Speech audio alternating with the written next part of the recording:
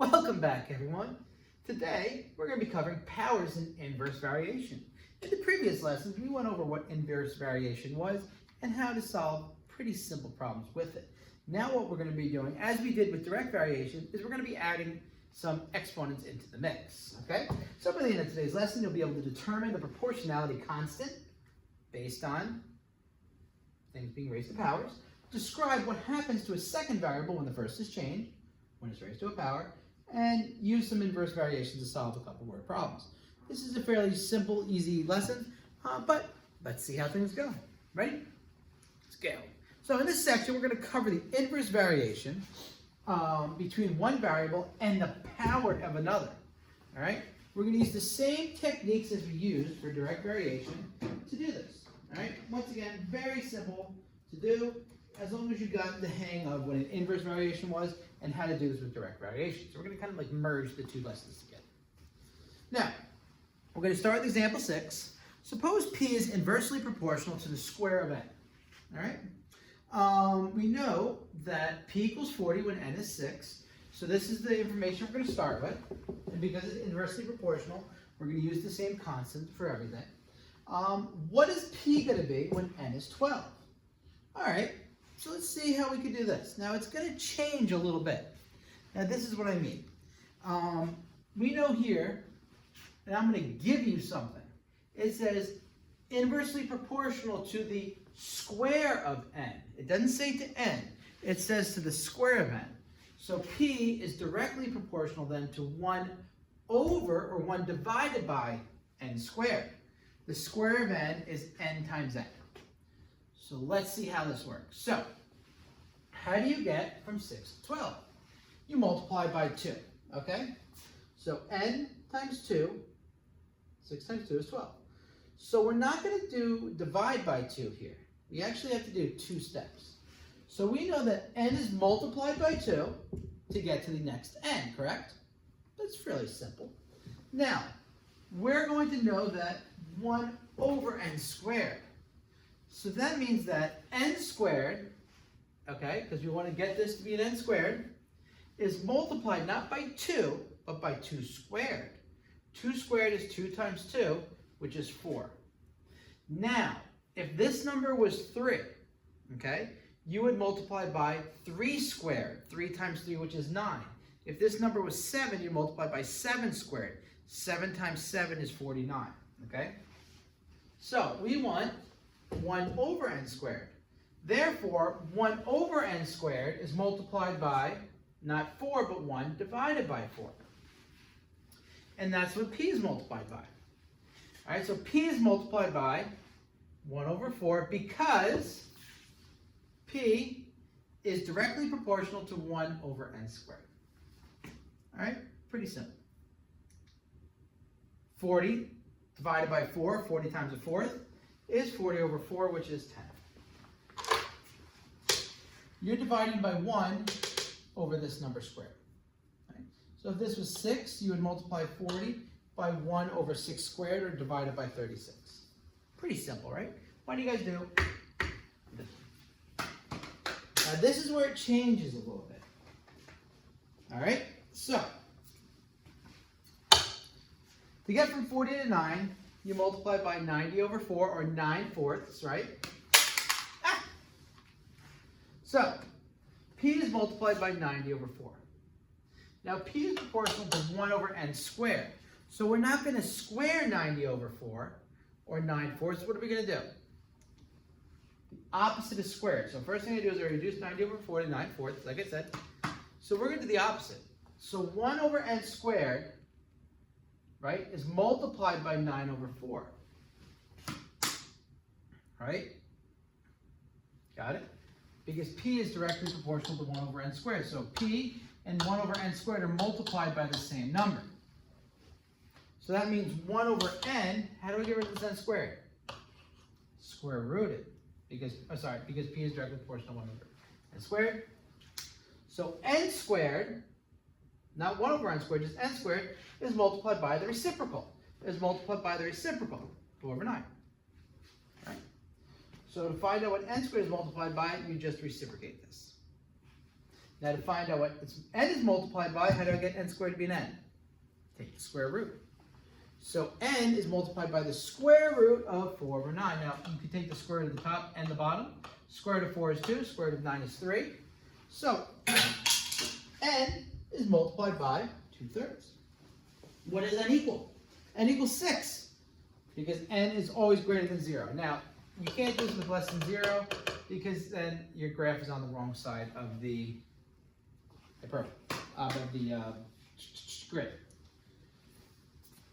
N equals 6 times 2/3. 6 times 2 is 12. 12 divided by 3 is 4. There you go. Boom! Hit it out of the park. That wasn't too bad, was it? So this way, the top is different than the bottom. You're doing opposites. That's how come we're doing the powers. All right. Let's look at example number 1. We're going to start easy, and then we're going to get a little more difficult. I thought example 6 was fairly simple. All right. So we only have a couple of examples here. There's actually only 5 examples. What happens to y if x is double? Now, suppose y is directly proportional to 1 over x cubed. Okay, start it off, go. All right, so if x is doubled, what are you multiplying it by? You're multiplying it by 2.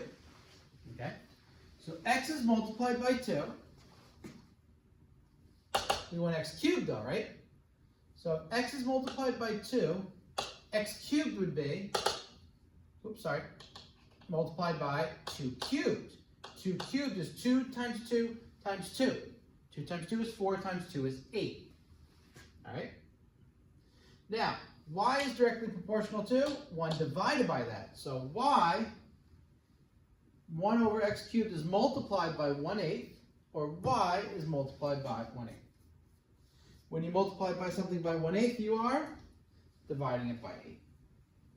Could I just go straight from here to here? Of course you can. But I'd like to show you all the steps that we're going through in the mathematics world. Alright? We're actually making pretty good time here. I like this lesson. Right, next one. What happens to y if x is multiplied by 3/5? Alright. So x is multiplied by 3/5. So x cubed is multiplied by 3 over 5 cubed. So you do 3 cubed divided by 5 cubed. 3 cubed is 3 times 3, which is 9 times 3, which is 27. 5 cubed is 5 times 5, which is 25 times 5 is 125. X cubed is multiplied by 27 over 125. So 1 over x cubed is multiplied by the reciprocal of this, which is 125, 27. So y is multiplied by the same thing, or it's just divided by, I'm going to say y is multiplied by 125 over 27. You can also say it's divided by 27 over 125, but then you're saying the same thing. So then it gets a little tricky. If you're already in a fraction, it's easy just to say multiplied by that fraction. Right? If you're like 1 over a number, it's easier just to say divided by the number that's in the denominator.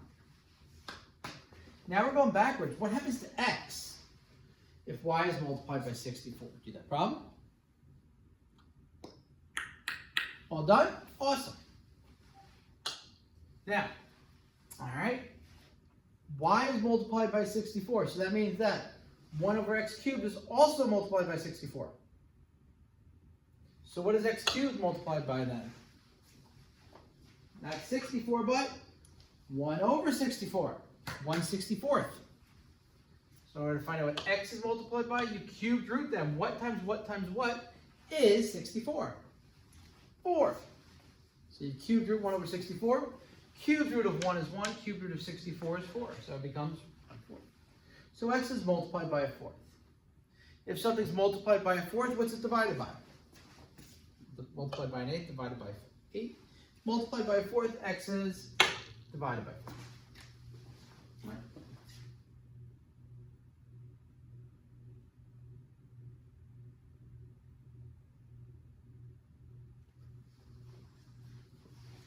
Number 2. Suppose y is inversely proportional to the square of x. And that when y is 27, x is 8. So you can set up your little boxes here if you want. 8, 27. When x is 24, when y is 75.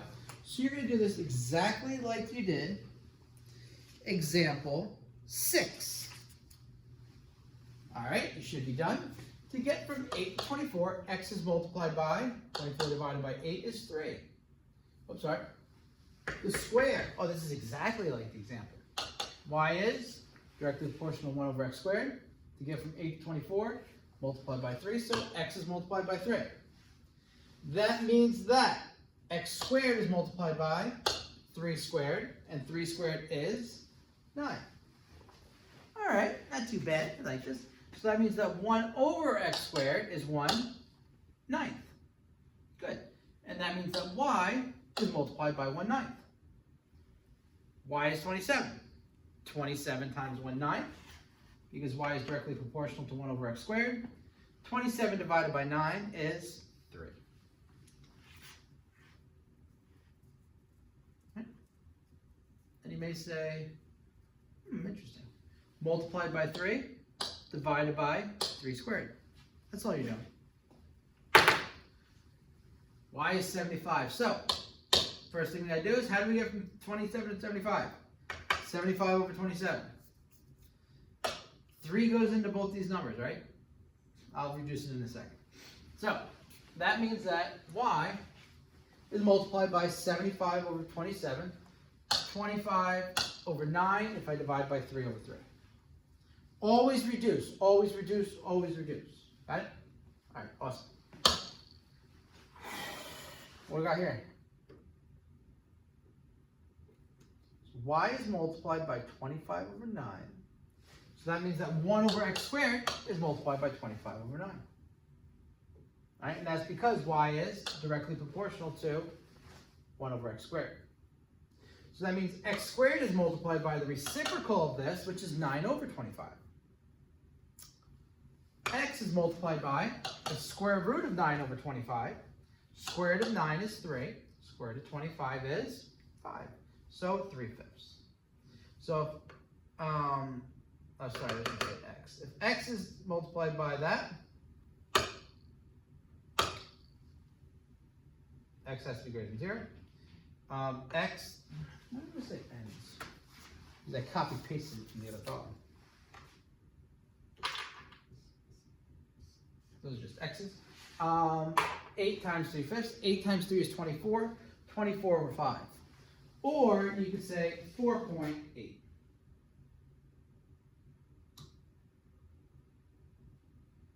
Okay. Now I want you guys to do problem 3. Problem 3. Good, I got this one right. All right, we all good to go? Problem 3. Suppose m is inversely proportional to the cube. M is inversely proportional to 1 over c to the 3rd power. The 3rd power is your cubed. All right, so first thing you say, how do I do c? 8 over 12.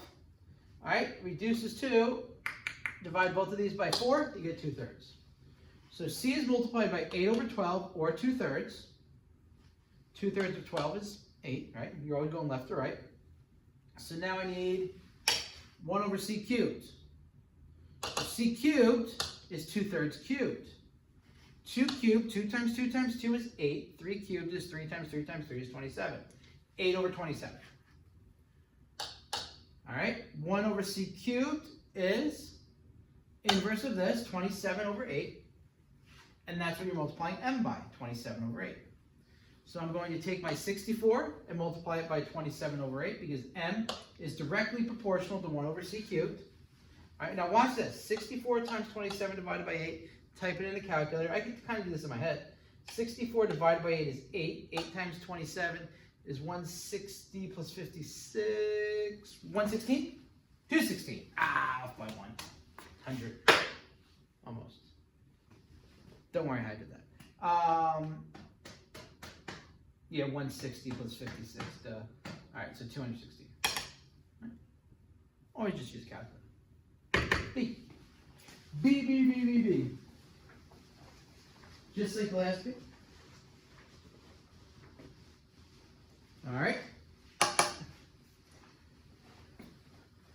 You get from 64 to 1 multiplied by 1 over 64. So m is multiplied by 1 over 64. Since m is directly proportional to 1 over c cubed, 1 over c cubed is multiplied by 1 over 64 as well. And you don't have to keep on writing this. It's just to reinforce why we're doing this. So that means that c cubed is multiplied by the reciprocal of this, which is 64. That means c is the cubed root of both of these. Cubed root of c is c. Cubed root of 64 is 4. The button in the calculator is the x with the square root next to it. So you type 3, that button, and then 64, you get 4. Right. That means that 12 times 4, and 12 times 4 is 48.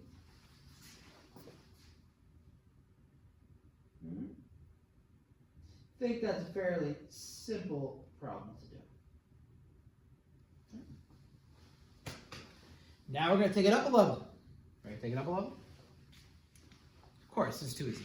A drink company wants to adjust the dimensions of these cylinder soft drink cans, like those Coca-Cola cans, but keep the same volume. So they want to keep the same volume of soda in the can. They just want to change the dimensions of the can. You know, sometimes you can get like those little tall, skinny cans. You can get little wider, shorter cans, but they have the same volume of liquid in it. The current can is 12.9 centimeters high with a radius of 3.04 centimeters. Explain why the height is inversely proportional to the square of the radius. Come on, give me an answer to this. We didn't do anything like this, but you should know. I'll give you a hint. Volume, volume, volume. All right, let's go check this out. What is the volume of a cylinder? Maybe you guys looked this up, hopefully. Volume of a cylinder, the way you find the volume is you take whatever the area is of the surface and you multiply it by the height. A cylinder is a circle. Area of a circle is pi r squared times the height. So, let's see. So why is the height inversely proportional to the square? Now, what do we know about this? Height, r squared. Oh, there we go. Square of its radius, height. Now, h is height, r is radius. What's pi? Pi is always the same thing. It's 22 over 7, 3.14, dot, dot, dot, dot, dot. All right, so that's a constant. And the volume, same volume. So the volume always stays the same. So if I divide both sides here by h and multiply, what did I do? I divided both sides by pi r squared. Volume divided by pi r squared equals h. Okay? So h is inversely proportional to r squared. But look, we got a v and a pi here. Pi is just a constant, right? But v is also a constant, isn't it? Now, what you could do with this little rule I did here was if you have a number over two other numbers and they're multiplying, I can reduce this to a over b, right, times a over c. Can you do that? No, you can't. Why did I do it that way? Oh, a over b equals 1 over c. My v and my h, there we go. V and pi are constants. So I could pull this v and pi right out of here. All right? Leaving me, I just can't leave r squared on bottom. So this is actually a 1 on top. So it's v over pi times 1 over r squared. Now, the v and the pi is always my constant. That's a k, right? So it's proportional to 1 over r squared. All right? Directly proportional. Not having that 1 there messed everything up. My bad. The height of the can is inversely proportional to the square of its radius. So what that means is, if I increase my radius, what happens to the height? Height decreases. Decreasing the height increases the radius. Like, what is he saying? Well, let's say, find the height of the can if the radius chosen is 3.39. So my original radius was 3.04, right? My new radius is 3.39. So if r is multiplied by 3.39, my new radius, over my old radius, then h, where's h at? 12.9 is multiplied by the inverse of that, right? So I flip this and I square it because h is directly proportional to 1 over r squared. So what I do is I take this number, new over old, I inverse it, and then I square it because it's proportional to the square of the radius. All right, type that number in. My new height is my original height times 3.04 squared over 3.39, right, squared. The reason I didn't put a number here is I don't really want to estimate a bunch of times because it kind of ruins the problem. So you leave it in this form so it's exact. So it's approximately 10.4 centimeters. All right, so notice increasing the radius by about 0.25, a quarter of a centimeter, would reduce the height by about 2.5 centimeters. All right, so it's a very big reduction for just a small radius. Let's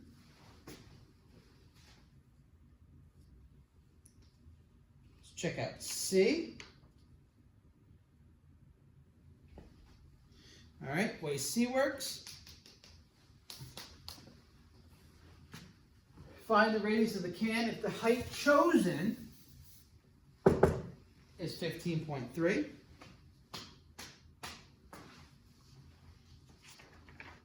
All right, so we have our 12.9 centimeter high, and we have our height is 15.3.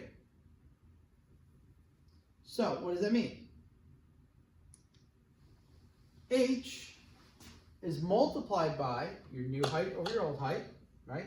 So if I'm multiplying, if I'm getting larger, that's whatever percent increase that is. What are you doing to the radius? We said h is 1 over r squared, right? So 1 over r squared is multiplied by that same number.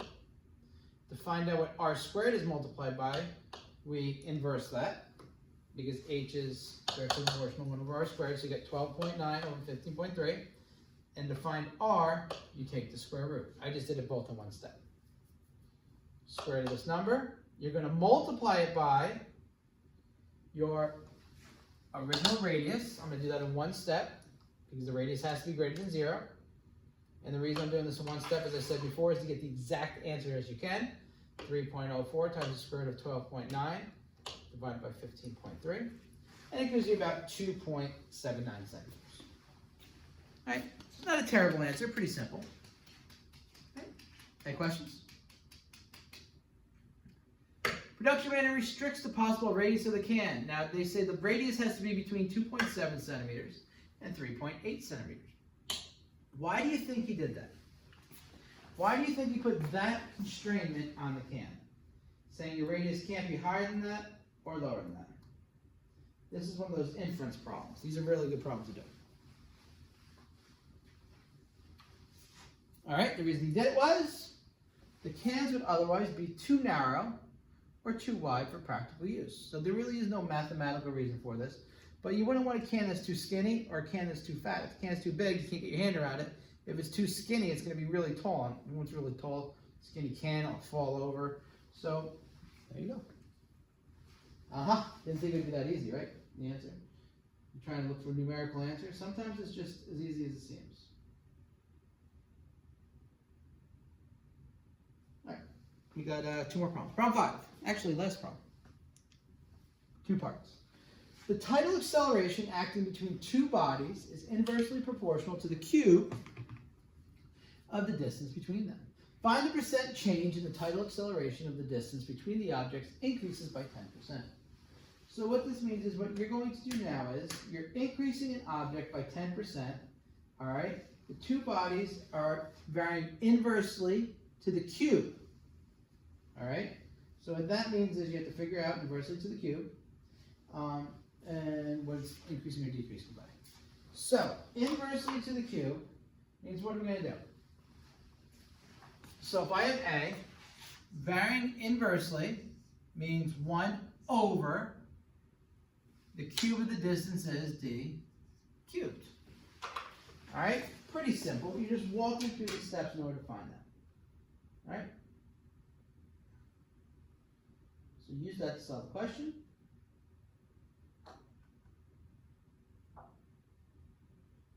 You got our answer?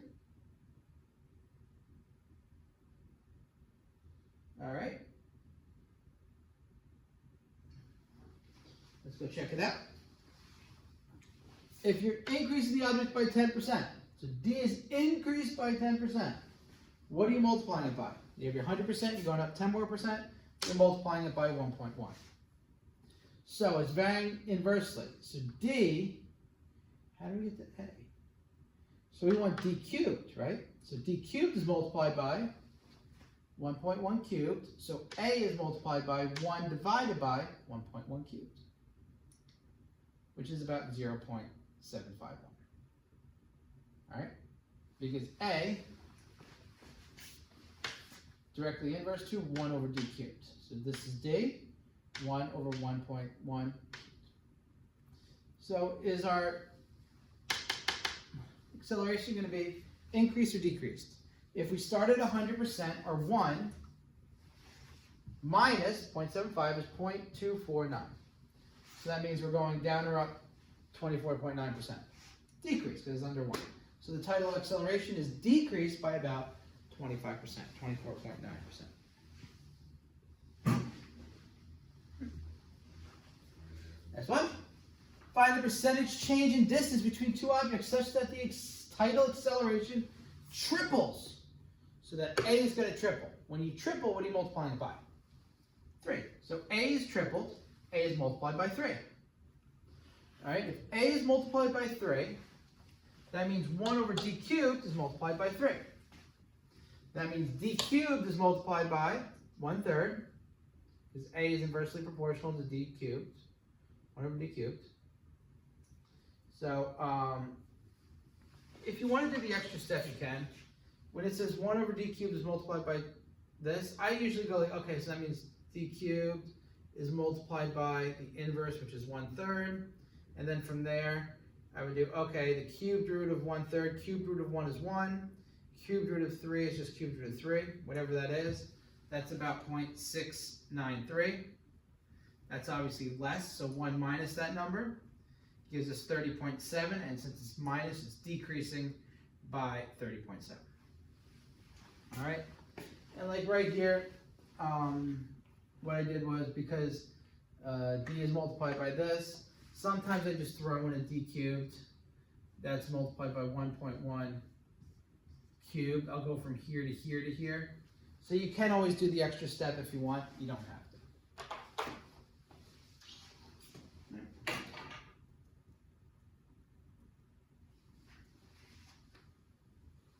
The last one.